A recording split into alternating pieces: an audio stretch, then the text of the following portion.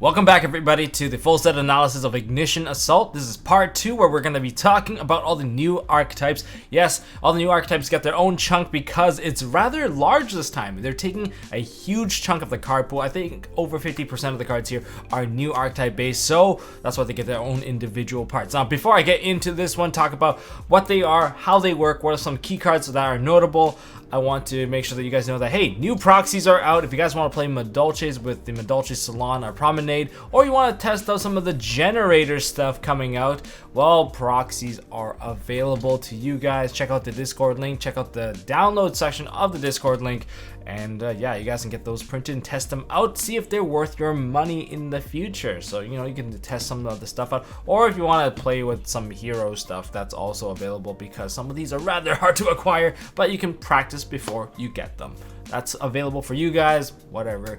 And special shout outs to my Patreons out there. If you guys want to help support this channel, check out the Patreon link down in the description. It really helps me out. And you guys get to choose the direction of what proxies you want per month. I am trying to bring that program back so you guys can test ahead of time, especially for new cards that you guys think is gonna be meta. Anyways, enough of that. Let's just jump into this one, starting off with Megalith. These guys, they are a rock ritual-based archetype that don't rely on ritual spell cards to perform their ritual summons. All of these monsters are capable of ritual summoning each other through their own monster effects.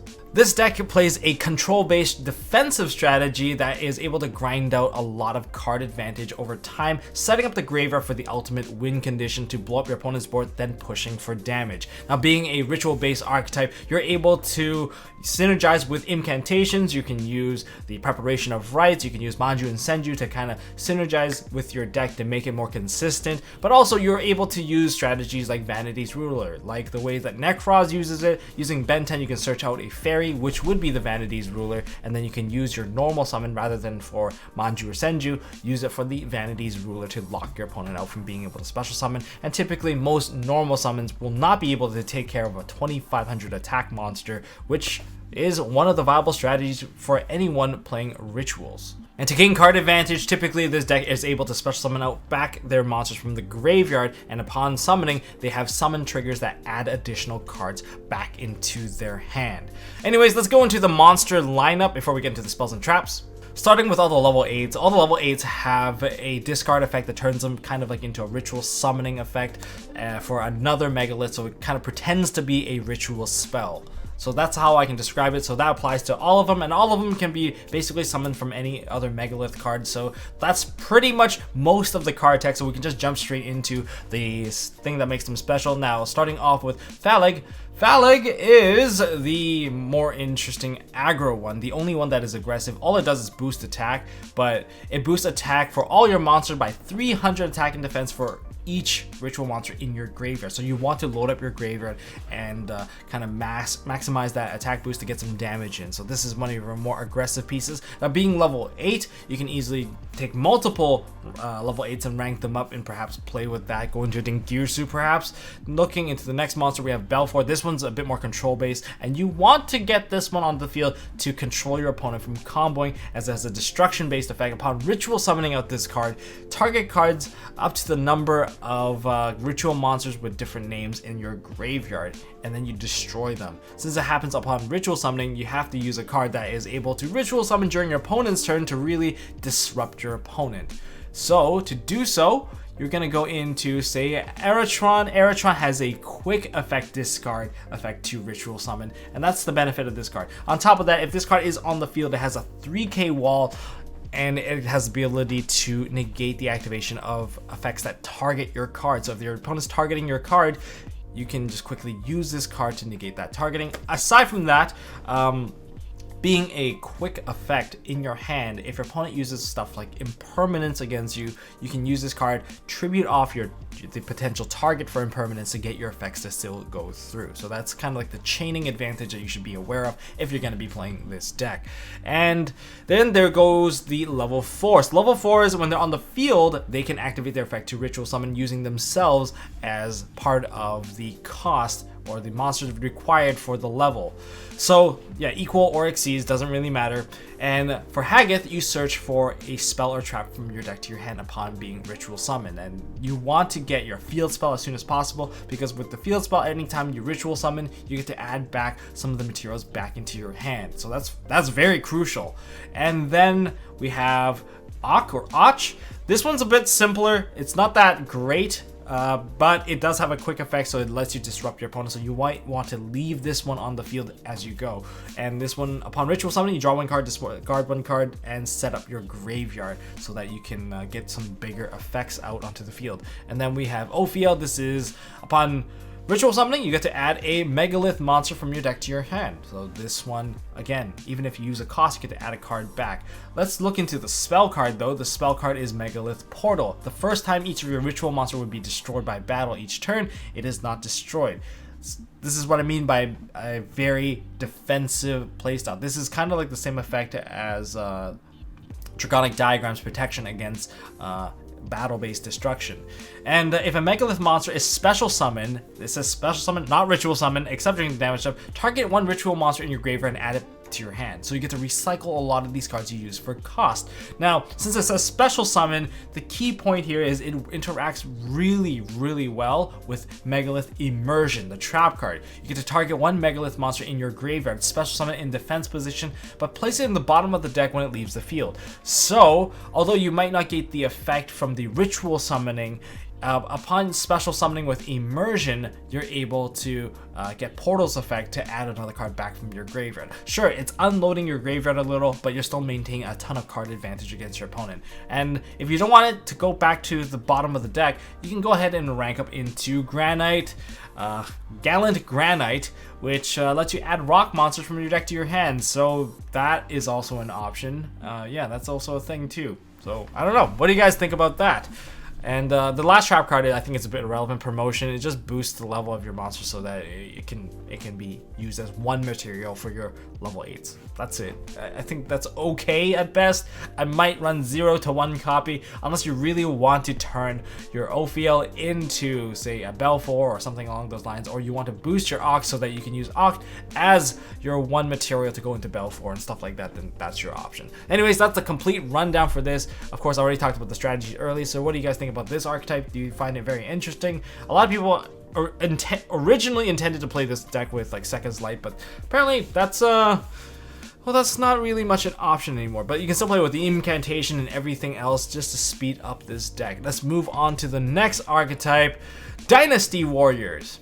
Did I say Dynasty Warriors? I mean Ancient Warriors. They are based off of the Three Kingdoms era of China, or the more dramatic story version of this, the Romance of the Three Kingdoms, where it was like a battle and struggle with romance and betrayal all over the place, or just Dynasty Warriors. If you guys remember playing Dynasty Warriors, hack and slash, thousands of troops, yeah, that was, I believe, was also a thing. If you guys remember playing it, I enjoyed it back in the day. But anyways, being the Three Kingdoms, there are 3 factions, and each of these factions are marked with a different attribute. You have Wei, which is not featured in this particular set. That will be featured in Eternity Code. But then you have Shu and Wu. I believe Shu is wind and Wu are the water. So those are the archetypes that they're kind of pushing forward, and they gain different effects as you put different monsters on the field, and each of the spells and traps, they represent different events that occurred during that time. Okay, let's go into the card text. I don't want to go into too much detail. There's leaders and retainers. The leaders, which is Sunmo and Liu Shan, and eventually Chao De. All of them, they have a protection effect from battle. They cannot be targeted from battle as long as you control another Ancient Warrior. So you can kind of make a bit of a anti-battle lock if you only control leaders on the field. So that's one of their gimmicks.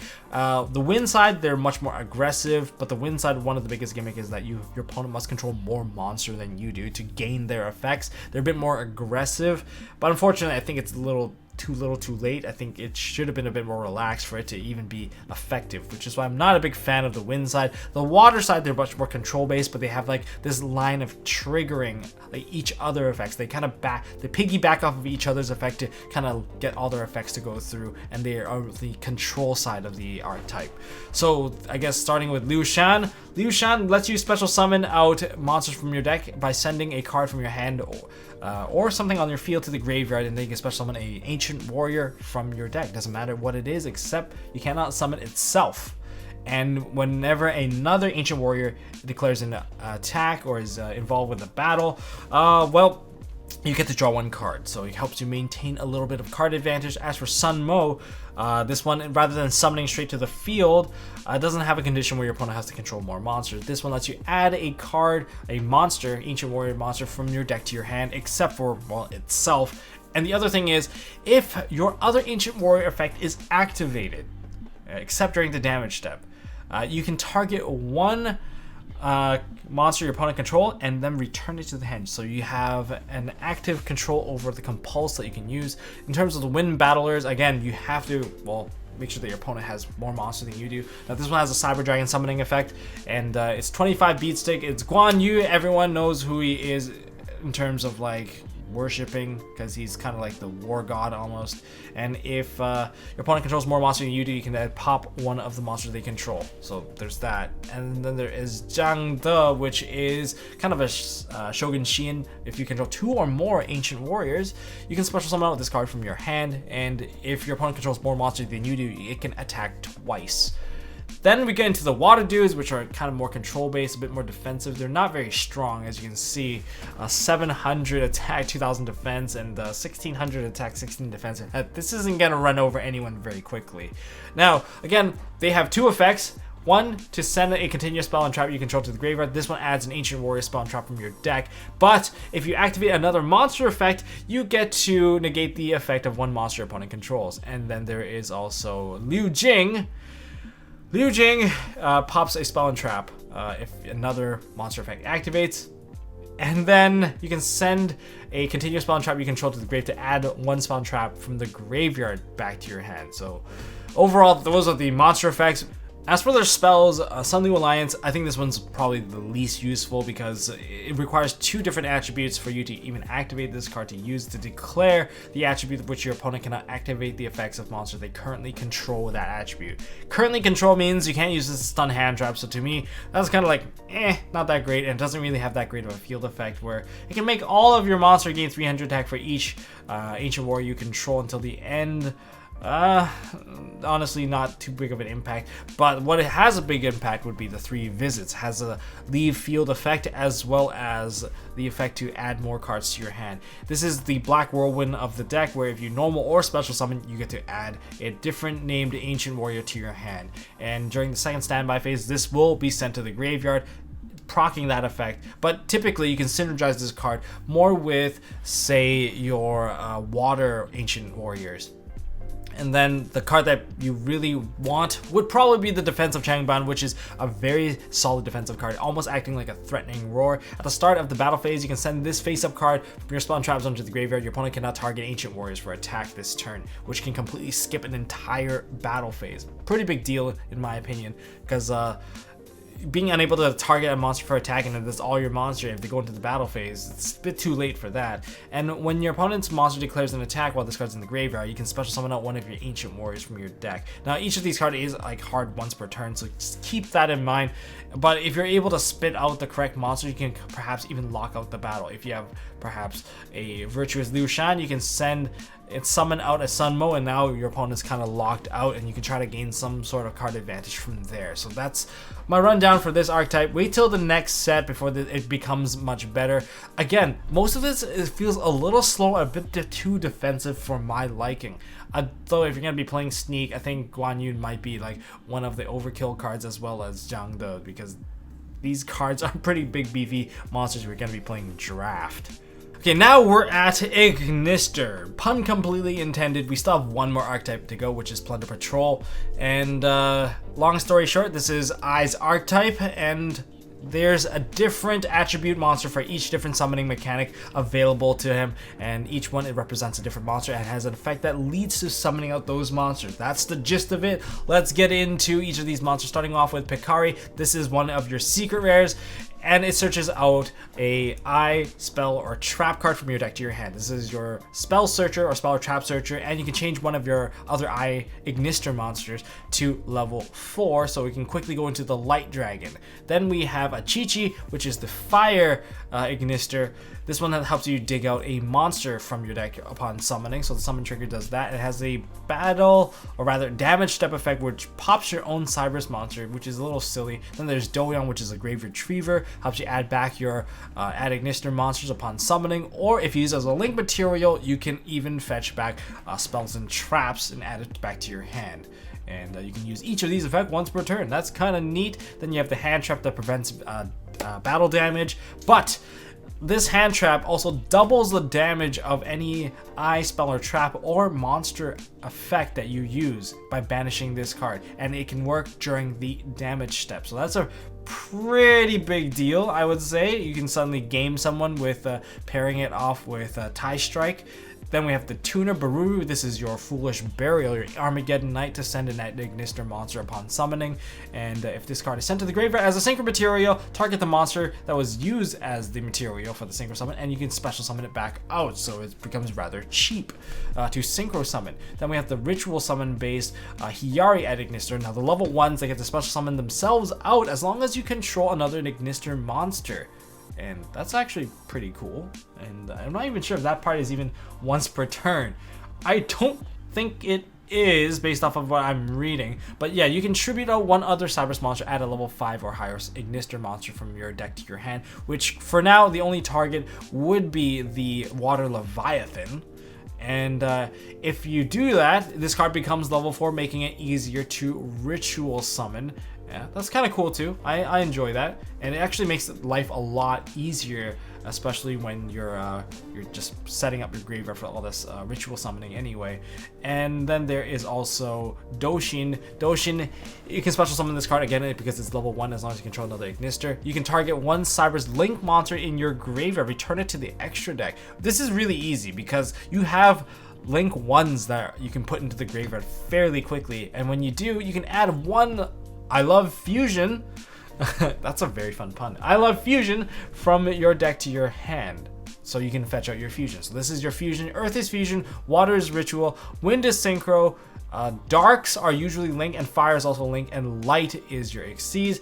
Going into your monster lineup, starting with Light Dragon. This card is extremely powerful, being a generic link 4. I think there is even generic uses for this card simply because it can protect your monster from being destroyed by card effect. I don't think it cares if it's an Ignister one or not. Now, if a monster you control will be destroyed by card effect, you can detach one material from this card instead.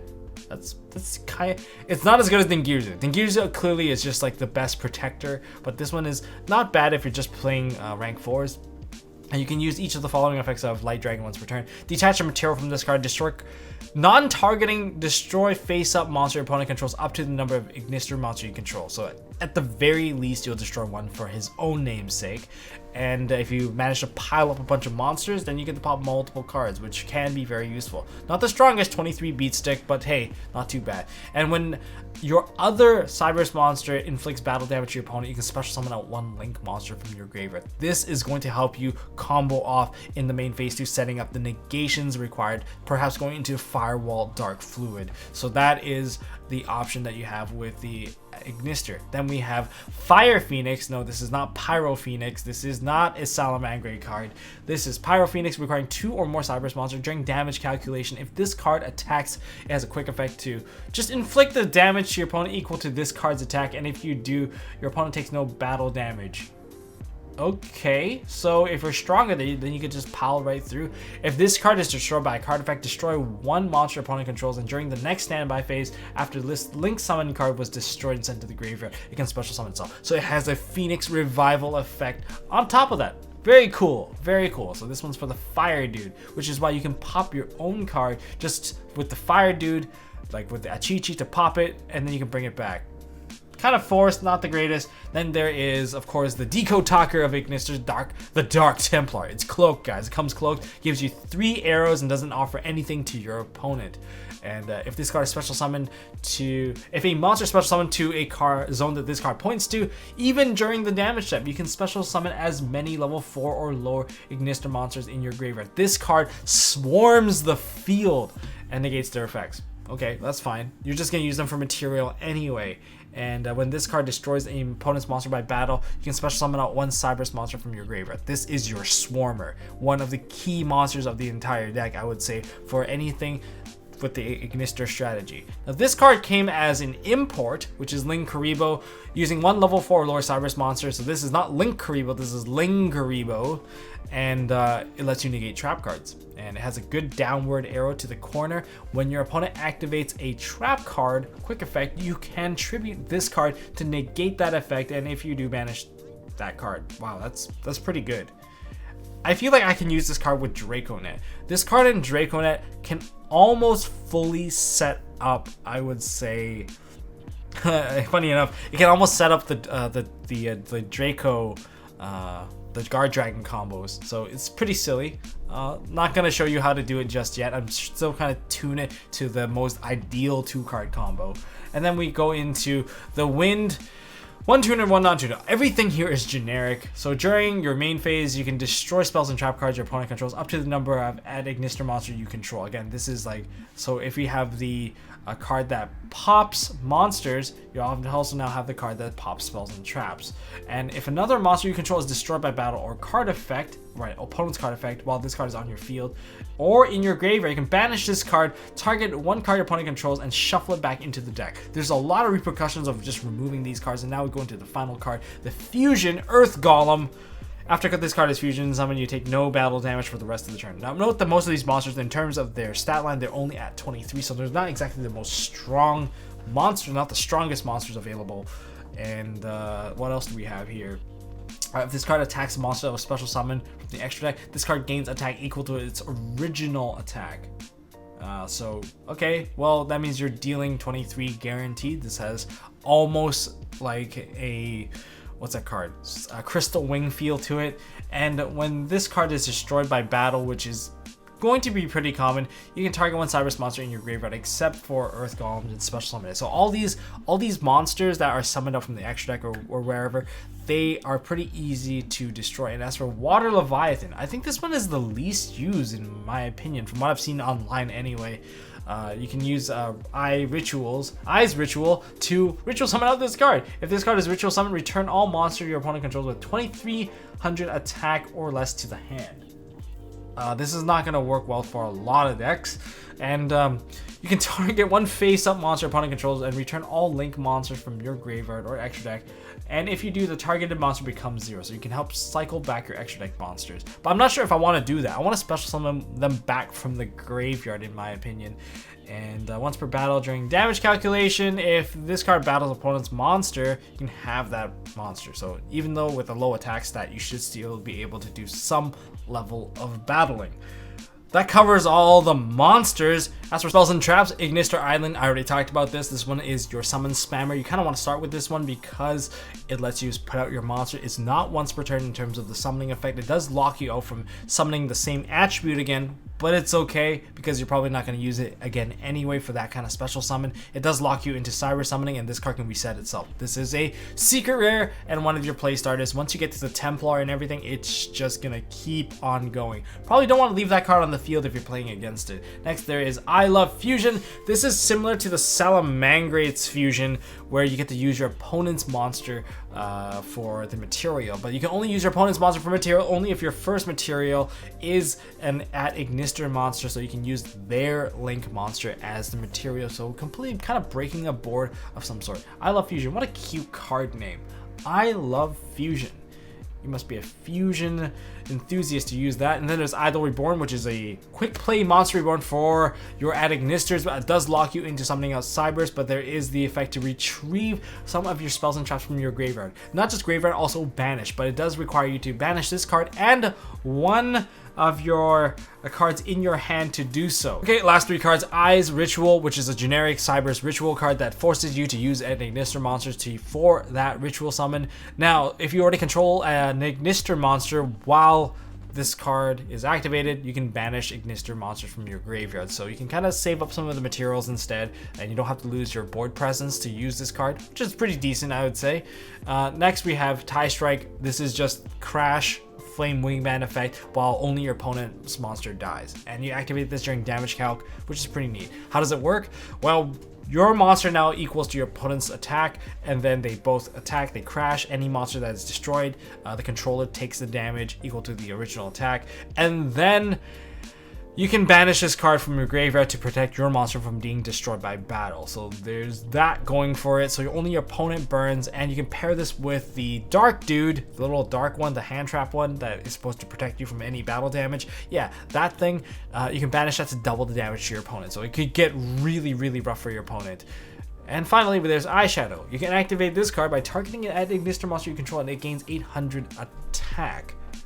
That's interesting. I think this one almost sounds damage steppable. If you damage step it, your opponent already declared an attack, they don't have to attack that monster. But when it comes to your opponent must attack it if able.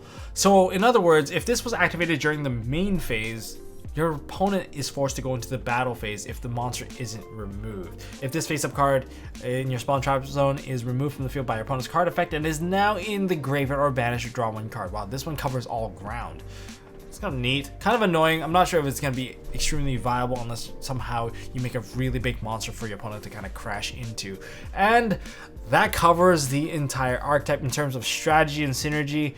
Use every single Cyberse resource available. Signet mining. You can use, I'm not even sure if you want to use some of the Code Talker stuff. Probably not. Probably more towards like Balancer Lord, anything that gives you additional free summons. Free bodies is something that this deck will definitely appreciate when it is not locked under Cyberse. So keep a track of whatever Cyberse cards that you have available to really bolster this. Okay, finally we're at Plunder Patrol. This is the TCG exclusive archetype that's making its debut in Ignition Assault. And they are pesky little goblin pirates that, with I guess their special summon gimmick is they can summon stuff from their extra deck directly. But it does require it so that your opponent has a matching attribute monster that they control or is in their graveyard. But for the extra deck monster, they have a water, a dark, and a fire. The fire kind of matches up with Ash Blossom. Dark is just, dark monsters are just so generic. Water is probably going to be the one that's a bit harder since not everyone runs water-based monsters in their deck or even in their, well, even for like hand trapping, that's not even very common. So that monster is gonna be a little bit harder, you might think, but they actually have more control because they are able to change the attribute of your monster with their trap card. Plunder Patrol Booty. Anyways, let's go into this archetype in terms of monster. They have a tuner, which is Whitebeard. I guess most of their monsters are named after beards, and aside from the beard, they're also putting like a role in terms of like a ship crew. So this is the helmsman.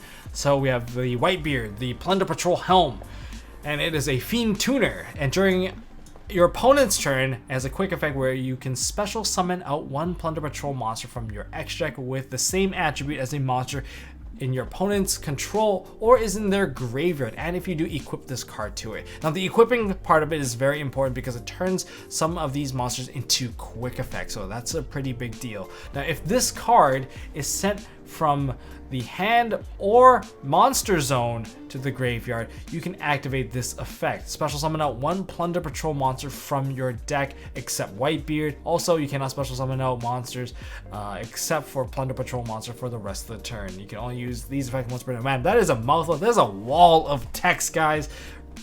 Gotta shorten this stuff down, guys. Yu-Gi-Oh! So this one is a special summon Tether. When you send it to the graveyard, you can use it to pay for cost, and a lot of the ship effects, they have discard based effects to kind of proc these effects so that you can maximize disruption during your opponent's turn. Each of these ships, they're able to tackle one or the other, the front row or the back row. And looking at the next monster, we have Redbeard, which is the Plunder Patrol Matey. This one's better for the Xyz and specifically the discarding. So if you manage to overlay into the Xyz, you're going to need some way to equip, and when this card is sent to the graveyard from the hand or monster zone, it equips onto one of your monsters. And of course, it also carries the effect where you can summon out a Plunder Plunder Patrol from your extra deck as long as you can match the attribute. So to match the attribute, you might be like, oh, I'll just play a light deck. Well, it doesn't really matter because booty is a thing. Declare one attribute and target one face-up monster opponent controls. It becomes that attribute until the end of this turn, even if this card leaves the field.